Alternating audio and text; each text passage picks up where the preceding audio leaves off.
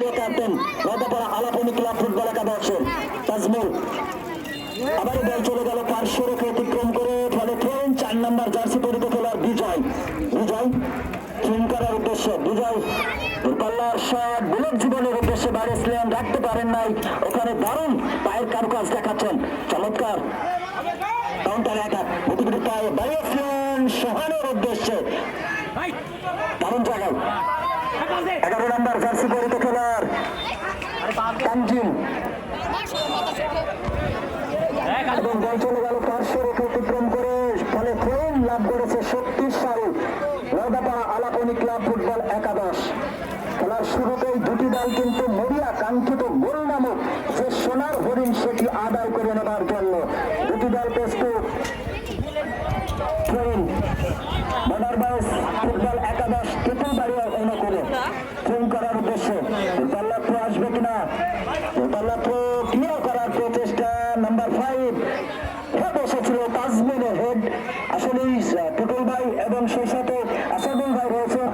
আক্রমণে যাবার প্রচেষ্টা, ব্যাকপাস করলেন, সুন্দরভাবে ক্লিয়ার করার প্রচেষ্টা। এখনো পর্যন্ত বল রয়েছে কাউন্টার অ্যাটাক।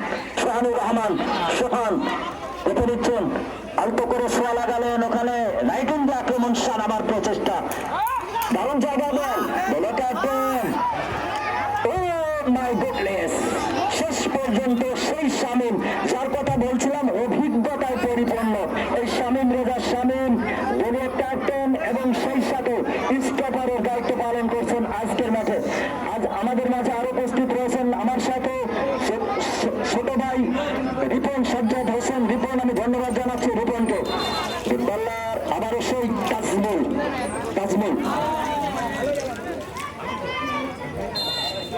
সাতবার জন্য প্রস্তুত দিয়েছেন বল ডিবক্সের মধ্যে সাকিবের, এখানে বিজয় ক্লিয়ার করলেন, তবে দ্বিতীয় কর্নার কিকের মাধ্যমে দ্বিতীয় কর্নার কিক, ওখানে বিজয় ছুটে গিয়েছিলেন এবং সাকিব ছিলেন শেষ পর্যন্ত ক্লিয়ার করলেন বিজয়।